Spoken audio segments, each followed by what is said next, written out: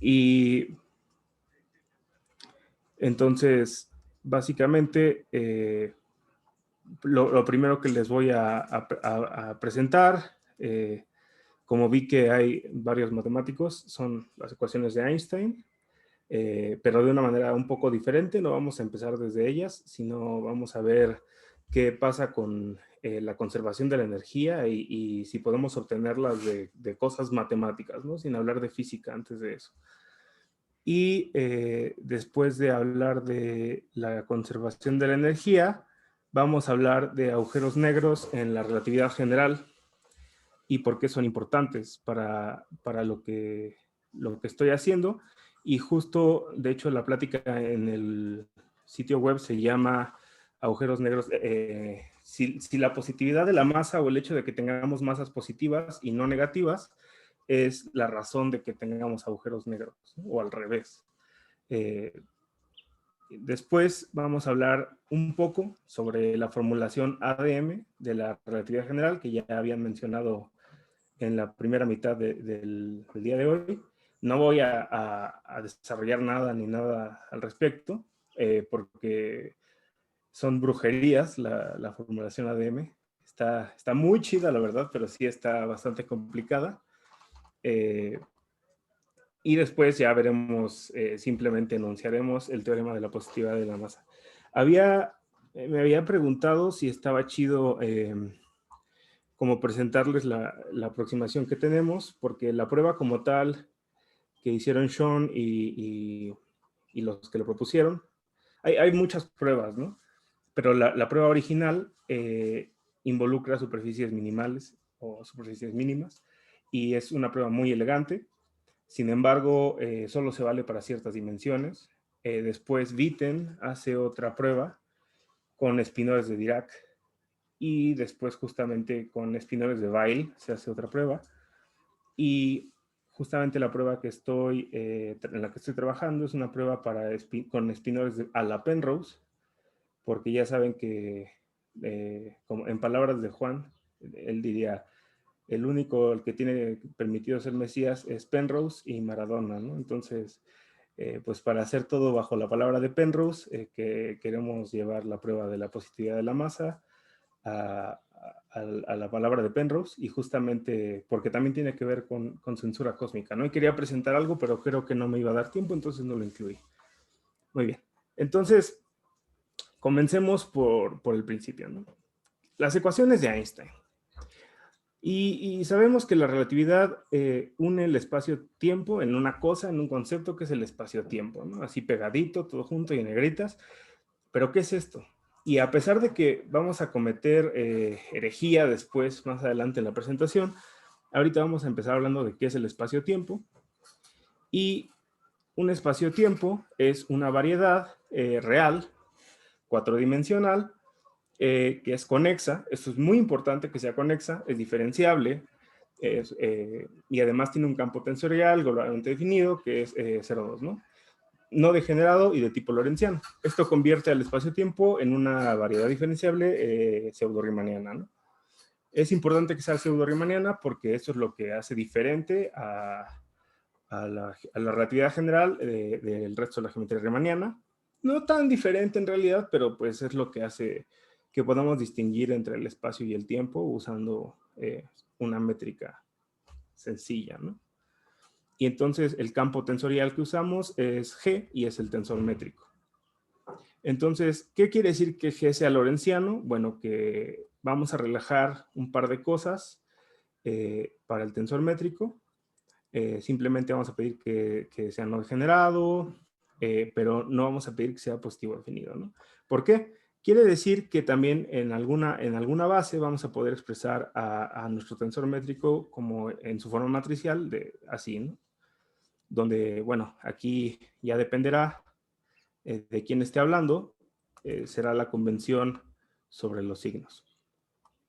Y justamente lo que les decía, aquí influye el hecho de que sea lorentziano o no, es cómo influye el producto interior que define o que induce la métrica sobre la variedad, y con esto clasificaremos a las curvas que habitan en ella, ¿no? Por ejemplo, diremos que son tipo tiempo si el producto interior es negativo, si son nulas o que son luz, si son iguales a cero, o que son de tipo espacio si son positivas, ¿no? Y entonces, esto es como la parte así a grandes rasgos, que es el nivel cero. Y en todas las teorías físicas respetables pasan dos cosas. La primera es que la energía se conserva. Si la energía no se conserva, pues podría pasar cualquier cosa, ¿no? Podríamos de repente tener dinero infinito o cosas así, o tener de repente menos dinero y pues no estaría chido, ¿no? Bueno, yo siempre tengo menos dinero, pero pues es que soy negro, ¿no? Entonces, es cierto que la energía se conserva en la relatividad general, porque pues regularmente cuando vemos que la energía se conserva es que estamos hablando de termodinámica y esas cosas, ¿no? Y hablar de termodinámica en relatividad no se ve tan obvio. Entonces, ¿de dónde sale que la energía se conserva cuando hablamos de relatividad general?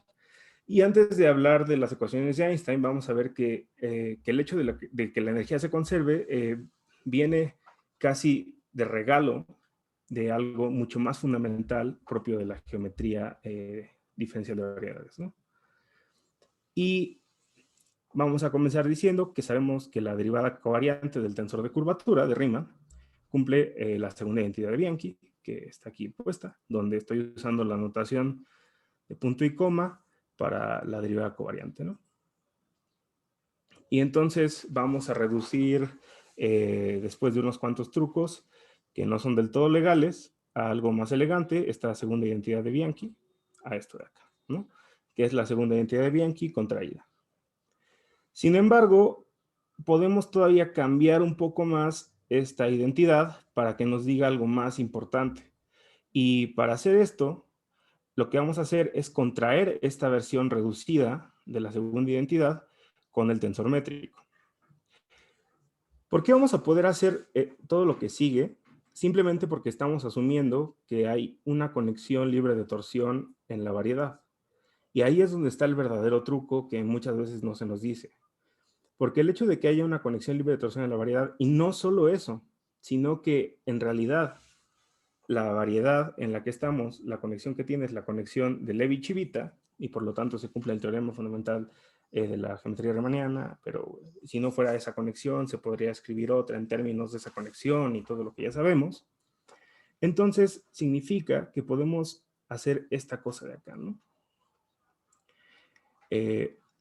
Sobre todo, el paso antes, que es hacer esta contracción, y esta contracción, cuando le metemos el tensor métrico, nos arroja esto que ya se ve un poco más bonito, y ahora sí, como subimos el índice y todas estas cosas, podemos factorizar usando la notación original y dando el punto y coma, que sí es más elegante, pero para que sea más claro lo que estamos haciendo, vamos a factorizar las derivadas covariantes.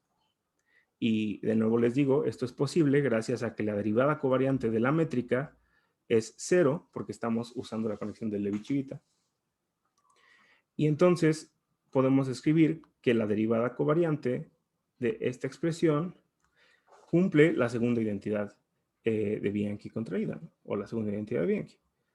Y entonces la segunda identidad de Bianchi contraída se reduce a esto cuando le sacamos la derivada covariante.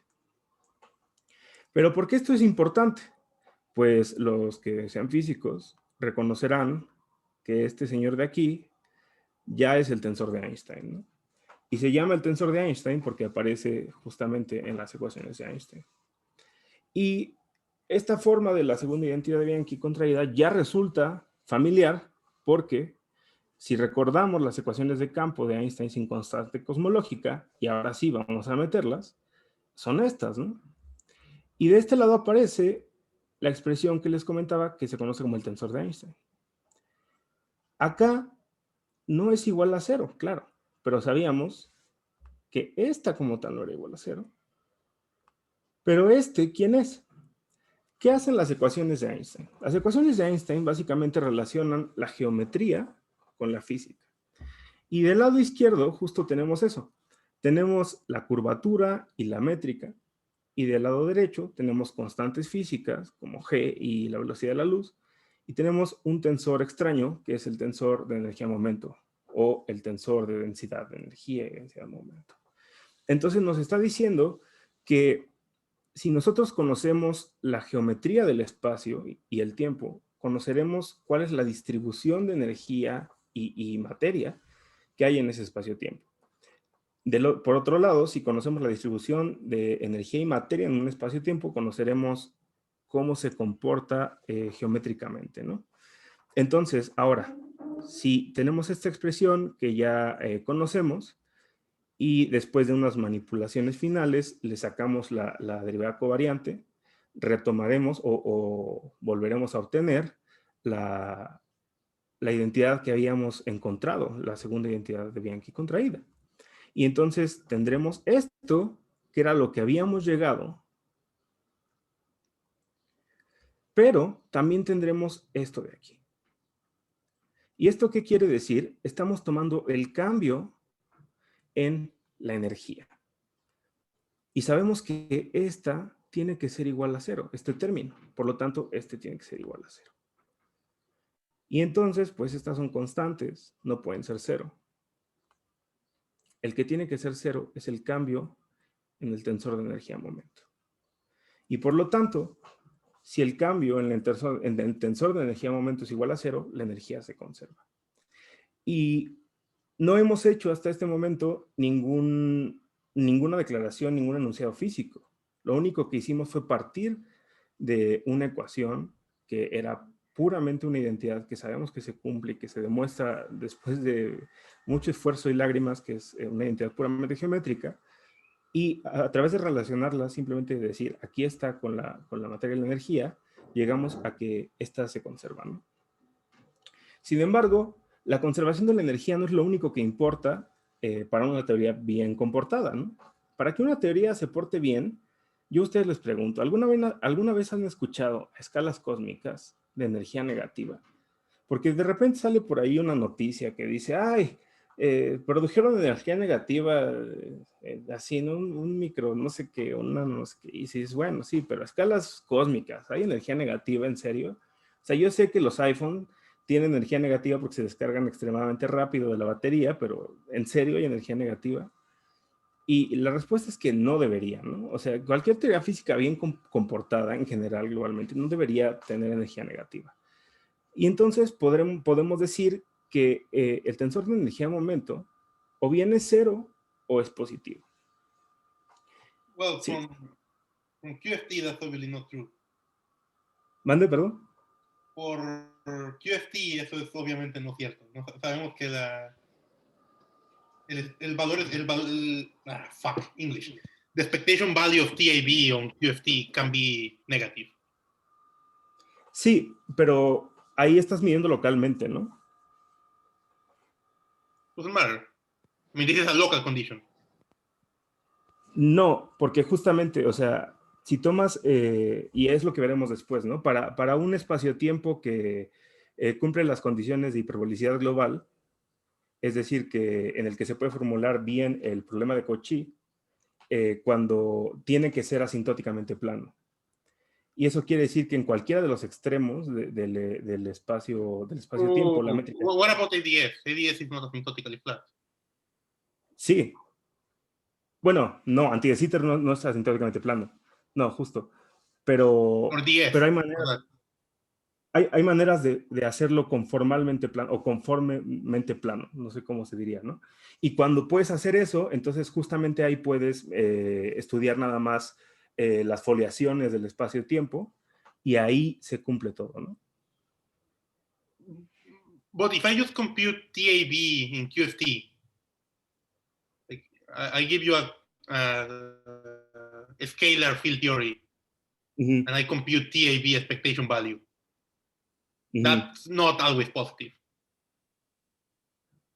Pero es que justo ahí habría que ver qué estás tomando, ¿no? Porque justamente ahorita vas a ver que cuando metemos electro, o sea, un sistema Einstein-Maxwell, que bueno, no es QFT, pero tampoco es puramente gravitación. Ahí lo que haces es despreciar las contribuciones de los campos eléctrico y magnético para que se cumpla esto de aquí, ¿no? A lo mejor, como no estás hablando todavía de teoría cuántica de campos, ¿es posible? Oh, at the classical level, it's probably true. Pero justamente, o sea, sí influye mucho que sea no local, ¿no? Porque, por ejemplo, cuando hablas en ADM de la masa del espacio-tiempo como tal, la masa es cero, ¿no? Cuando es Minkowski. Y tú dirías, bueno, pero es que la masa del espacio-tiempo localmente aquí en este cuadrito no es cero, ¿no? Entonces no se cumple. Sí, pero globalmente la masa del espacio-tiempo es cero. Y ahí estás hablando justamente de que localmente tú podrías decir, no, es que no es cero. O sea, aquí yo encontré un lugar donde no se cumple, pero globalmente es cero. Y justamente eso es porque es asintóticamente plano. Claro, puedes decir, anti de Sitter no es asintóticamente plano. Sí, pero lo puedes foliar. Y si lo puedes foliar, entonces cada rebanada o cada, no sé, cada slice es asintóticamente plana, ¿no? Porque la puedes... What you're saying is, what is confusing me is this equation. What you're saying, if I integrate the left-hand side over all the space, then it's true. That I agree. Uh-huh. Sí, I don't claro. agree it is just for TAB at any point. That's not true. But TAB No. integrated over all the space, then I agree. I'm just Sí, confused about es this sobre todo el equation. espacio. Sí, las afirmaciones son para todo el espacio. Sí, no son locales. Okay, so in a sense you're Justamente missing por the eso, left-hand side. por eso está este enunciado aquí, ¿no? Porque, y eso es lo que les preguntaba, o sea, siempre sale una noticia de que se produjo energía negativa entre dos placas de no sé qué. Sí, pero a escalas cósmicas. ¿Existe la energía negativa? No, ¿no? Y justamente eso es lo que dice esto, ¿no? Y eso es la condición de energía dominante. Y ahorita vamos a ver por qué justamente. Si una teoría física es bien comportada, debe cumplir la condición de energía dominante, porque si no, hay problemas con las singularidades de la teoría. Y justo es por la manera de medir, ¿no? ¿Por qué? Vamos a ver. Imponer la condición de energía dominante ya nos dice que la energía debe ser positiva, pero recordemos que el tensor de energía de momento no solamente habla de la energía, ¿no? De hecho, habla de la energía y el momento. Y ni siquiera habla de la energía como tal y del momento como tal. Habla de la densidad de energía y de la densidad de momento. Y creo que ahí sí podemos estar todos de acuerdo que la densidad no se espera que sea negativa, ¿no? Entonces, de hecho, densidad de probabilidad negativa, ahí tendrías un problema, ¿no? También. Entonces, densidades negativas como que... Entonces, el tensor de energía de momento justamente habla de densidades de energía y densidades de momento, que son distribuciones. Entonces, ¿cuáles son las implicaciones? Y por eso lo llamo capricho, de imponer el capricho de que el tensor de energía de momento sea positivo o igual a cero, ¿no? Para obtener la segunda pista vamos a tener que visitar dos soluciones a las ecuaciones de campo de Einstein que van a involucrar agujeros negros. Y son Schwarzschild y Reisner-Nordström. La métrica de Schwarzschild y la métrica de Reisner-Nordström. En Schwarzschild, que es posiblemente la solución más famosa a las ecuaciones de Einstein, involucra dos clases de singularidades. Una que se puede resolver usando simplemente las coordenadas de Kruskal que sabemos que resuelven las singularidades de coordenadas que suceden en R igual a 2m y la singularidad de naturaleza física que ocurre en radio igual a 0. Es decir, cuando el radio se vuelve muy pequeño. Quiero saludar a la guapura que acaba de entrar. Esa sí es una singularidad. Y entonces esta es la métrica de Schwarzschild, ¿no?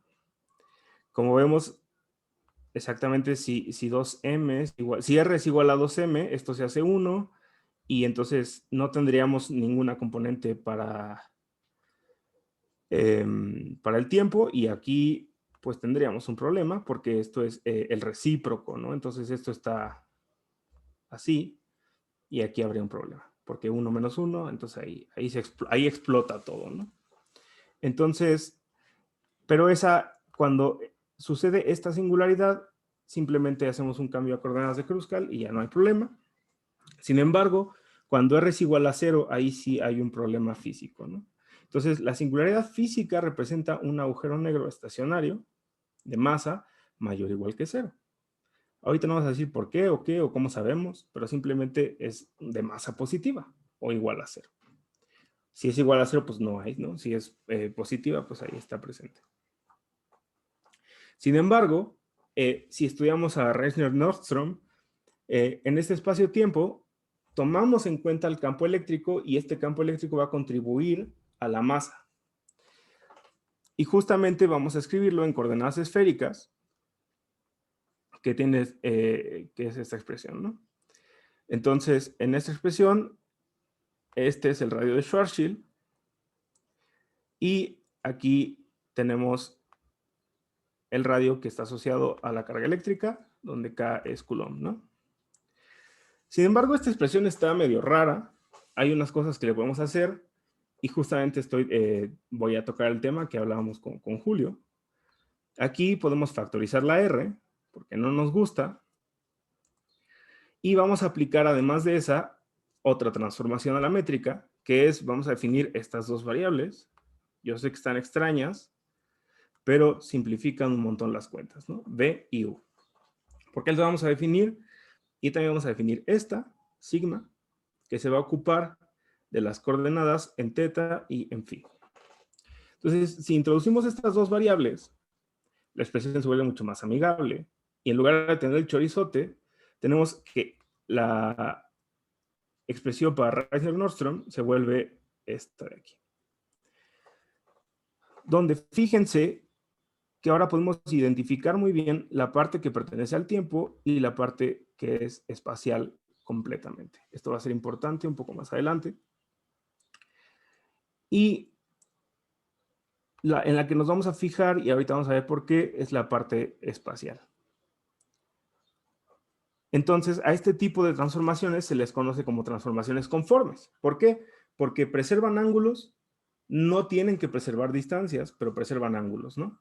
¿Y por qué no tienen que preservar distancias? Porque justamente bajo esta transformación podemos restringirnos al estudio simplemente de esta parte del espacio-tiempo, porque sabemos que el espacio-tiempo es conexo y todo eso, y entonces podemos foliarlo, no hay ningún problema, es integrable, y entonces podemos simplemente estudiar una 3 variedad que está encajada en el espacio-tiempo en la 4 variedad, que es puramente espacial, y estudiar una 3 métrica que solamente va a ser espacial. Vamos a violar todos los principios de la relatividad, a cometer herejía, a olvidarnos del tiempo y en realidad estudiar fotografías, ¿no? O rebanadas del espacio-tiempo. Y enfocarnos en esto de acá. Un poco más adelante hablaremos de eso. Y por lo tanto será conformemente o conformalmente o plano de manera conforme. ¿Por qué? Porque esta parte y todo se podrá mapear enteramente al espacio plano en cada punto. ¿Qué tiene que ver todo esto con la masa? Estábamos hablando de que la masa era positiva y nos metimos en una discusión y todo, ¿no? Entonces, vamos a ver qué pasa con esta nueva versión de la métrica de Reissner-Nordström bajo diferentes tipos de masa. Vamos a ver qué pasa con el término U. ¿Por qué? Porque vamos a ignorar el tiempo en este momento. Y vamos a reescribir U para que sea más fácil, aunque me parece que es más fácil si lo tomamos así, pero me gusta hacerla de tos. Y vamos simplemente a reescribirlo. La cuenta aquí es pura álgebra. Y vamos a factorizar el término que queda dentro de la raíz para que se vea más evidente hacia dónde vamos, ¿no? Entonces ahora todo queda en términos de la masa, de la carga y del radio. No tiene sentido considerar radios negativos porque no son físicos, no hay distancias negativas. Y en R0 está nuestra singularidad, por lo tanto tampoco tendría mucho sentido fijarnos en ese punto, y por lo tanto vamos a tomar solo casos que sean mayores a 0 para el radio, ¿no? Entonces en ese sentido el radio será mayor que 0. Ahora vamos a ver qué pasa si jugamos con la masa y vamos a pensar que la masa puede ser negativa. Primero vamos a ver el caso en el que no lo es, el caso en el que es mayor o igual que el valor absoluto de la carga. Como el valor absoluto de la carga siempre va a ser positivo, Entonces vamos a pensar en el caso particular en el que la carga Q es negativa y por lo tanto M es mayor o igual que menos Q. Esto implica que M más Q es mayor o igual que 0. Como M más Q es mayor o igual que 0, entonces como Q es menor o igual que 0, menos Q es positiva y por lo tanto M menos Q también es mayor que 0.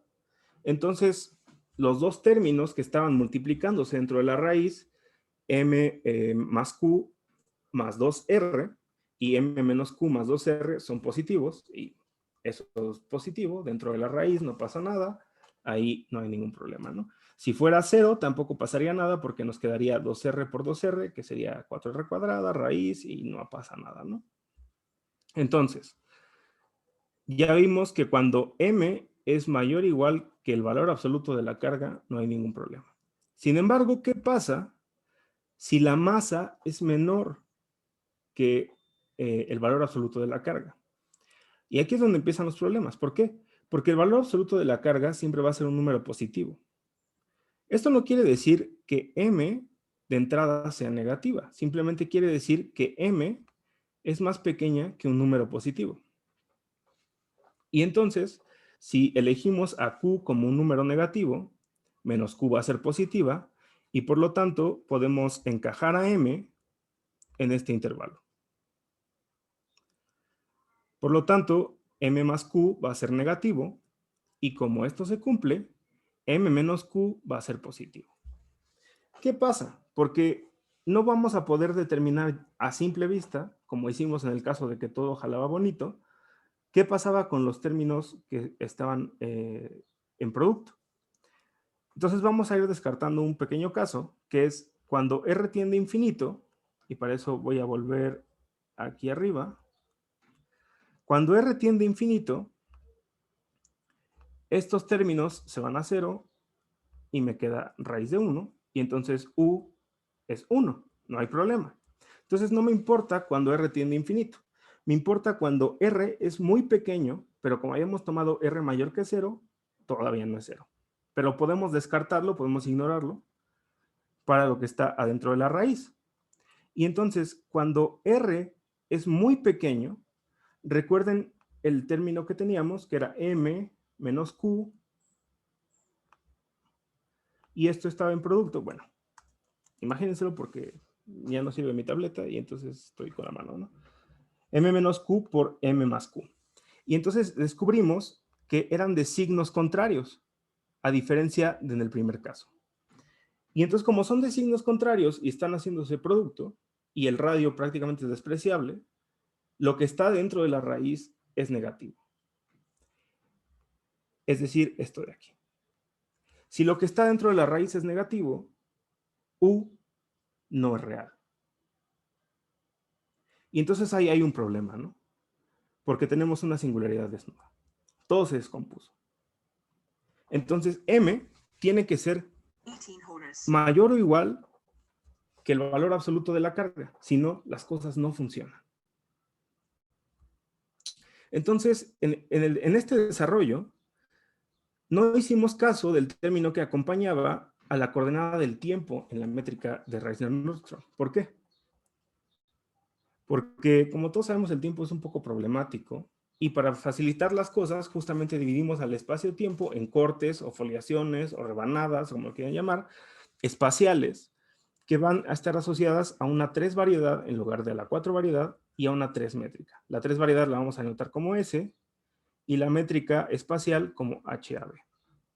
Y entonces al sextete, que está compuesto por la variedad original del espacio-tiempo, la 3 variedad, la métrica original, la curvatura intrínseca justamente es la curvatura que pertenece a la 3 variedad, a la que está vista, extrínseca, a la curvatura que está vista desde la 3 variedad, depende de cómo encajemos nosotros la 3 variedad, el campo eléctrico y el campo magnético.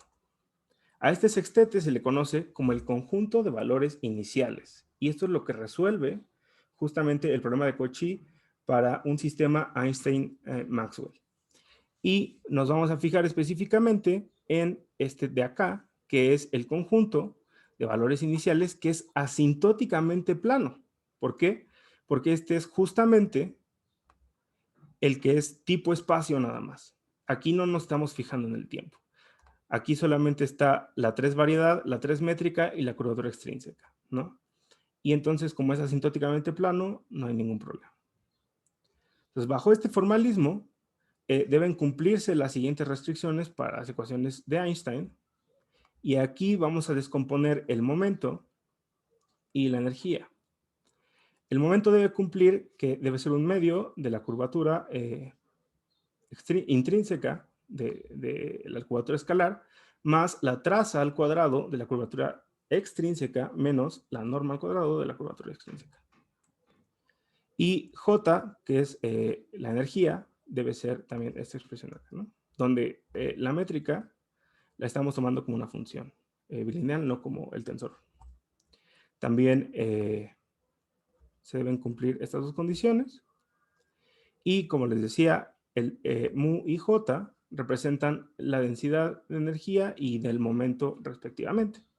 Entonces podemos refrasear o reescribir la condición de energía dominante ahora en términos de estas dos cosas, donde ahora sí ya tenemos algo más específico que quizá te satisfaga más, Julio. Y la condición de energía dominante precisamente nos dice que el momento o la densidad de momento debe ser mayor o igual que el valor absoluto de la densidad de energía. Ahora, también establece esta desigualdad un límite inferior para la curvatura escalar. Y si ignoramos las contribuciones de los campos eléctrico y magnético, que se pueden escribir de esta manera, entonces aquí también deben cumplirse la condición de energía dominante. Y podemos escribirla como esto de acá. Pero, ¿cómo vamos a enunciar un teorema para la positividad de la masa? Y aquí es donde queda todo un poco más claro, ¿no?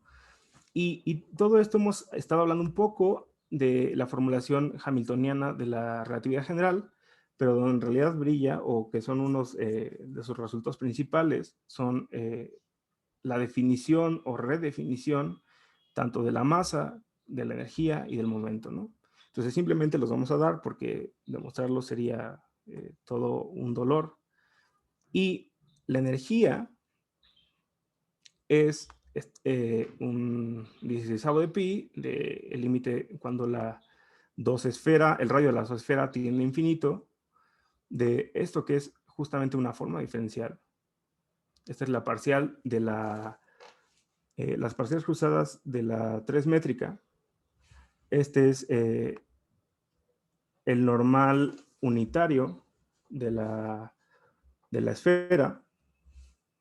Y este es el elemento de área, ¿no? Y justamente los momentos también los definimos de manera similar, pero con la curvatura extrínseca.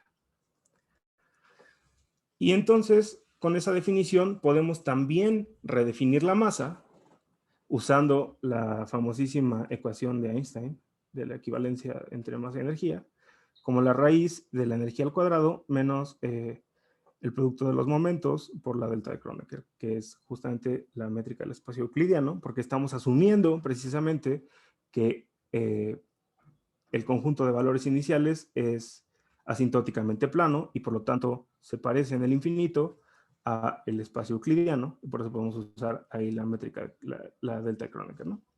Entonces, el teorema, para finalizar, de la positividad de la masa, usa estas definiciones y todo lo que vimos anteriormente para este conjunto de valores iniciales que es completo y asintóticamente plano. ¿Por qué necesitamos que sea asintóticamente plano? Porque cuando es asintóticamente plano podemos justamente definir las foliaciones del formalismo 3+1 y por lo tanto utilizar las definiciones ADM y todo lo demás se cumple bonito, ¿no? Entonces, si es completo y es asintóticamente plano, y si no, si se puede foliar, trabajamos ahí también, y satisface la condición de energía dominante, entonces, o bien la masa es positiva o igual a cero, o es igual a cero. Sin embargo, si es igual a cero, entonces el espacio-tiempo es Minkowski. Y este es el teorema de la positividad de masa. ¿Por qué estamos hablando de que la positividad de la masa o el hecho de que tengamos masas positivas implica que haya agujeros negros? O mejor dicho, implica que no haya singularidades desnudas, porque como vimos en el caso de Reissner-Nordström, si la masa pudiera ser negativa o pudiera ser menor que el valor absoluto de la carga, entonces tendríamos un espacio-tiempo que permitiría singularidades desnudas. Y entonces, ¿qué fue primero, no? ¿El huevo o la gallina? Justamente eso no es lo que vamos a responder en mi trabajo de maestría. Lo que vamos a hacer es probarlo para dimensiones mayores.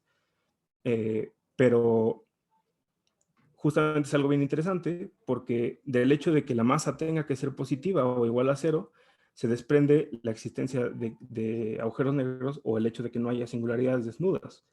Pero podría ser al revés, ¿no? Podría ser, y aquí es donde entra Penrose, ¿no? Y la censura cósmica. Podría ser una censura cósmica lo que imponga la restricción de que solamente haya masas positivas. Entonces, ahí sería como, ¿qué prefieres creer, no? ¿Que hay una censura cósmica que te impone que la masa sea positiva o igual a cero? ¿O la masa positiva o igual a cero es lo que impide o lo que genera la censura cósmica? Y pues sería todo. Espero que no haya sido, sé que no fue complicada la plática, no quería que fuera un dolor de cabeza. Espero que tampoco haya sido tan mediocre y espero que les haya gustado. Muchas gracias, Marco. Agradecemos a Marco. Y no sé si alguien tenga una pregunta, comentario, aclaración para la plática de Marco. Yo sí tengo una duda, más bien es de ignorancia. ¿A qué te refieres con censura cósmica? Iba a preguntar lo mismo. Justo eso, ¿no? Que no puede haber singularidades desnudas. Pero tiene que ver con por lo que le acaban de dar el premio Nobel a Penrose. Déjame ponerlo en sus palabras para no cometer herejía.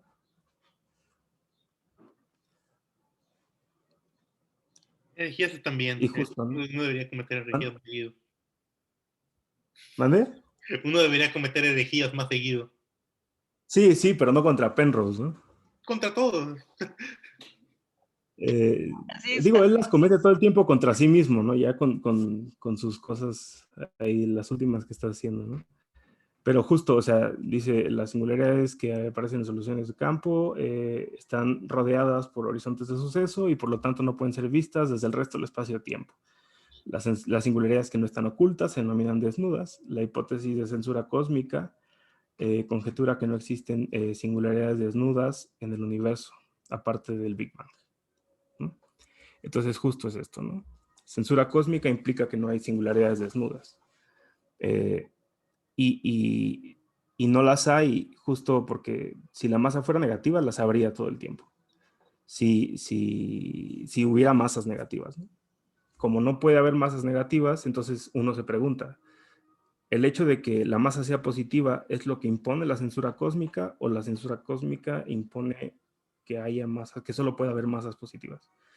Y si bien el agujero negro no es el horizonte de sucesos, el título de la plática era como un poco amarillista en ese sentido de que que tengamos masas positivas es lo que genera los agujeros negros, ¿no? En realidad generaría el horizonte de sucesos que no nos permite ver la singularidad desnuda. Oye, Marco. Gracias. Y me distraje un poquito en las definiciones, pero entonces, ¿cuál es la diferencia entre una singularidad desnuda y otro tipo de singularidades? Pues, por ejemplo, cuando el radio se va a cero en la métrica de Schwarzschild, ahí uno no sabe lo que está pasando, ¿no? O sea, se rompe el tejido del espacio-tiempo, o qué pasa, ¿no? O sea, ni siquiera sabes qué pasa. O sea, a lo mejor es una foto mía, la peor foto mía que te puedas imaginar, ¿no? Entonces, cuando era bebé o no sé. No sabemos qué es una singularidad desnuda, pero justamente se les llama así porque están desnudas porque las podríamos ver. Sin embargo, están ocultas detrás del horizonte de sucesos porque no las podemos ver. Y es lo que hace que haya esta censura, ¿no? Como que el universo es pudoroso y no nos deja ver esos lugares en los que falla, en los que está glitcheada la simulación. Mm, ok, ok. Ah, por cierto, voy a dejar de grabar.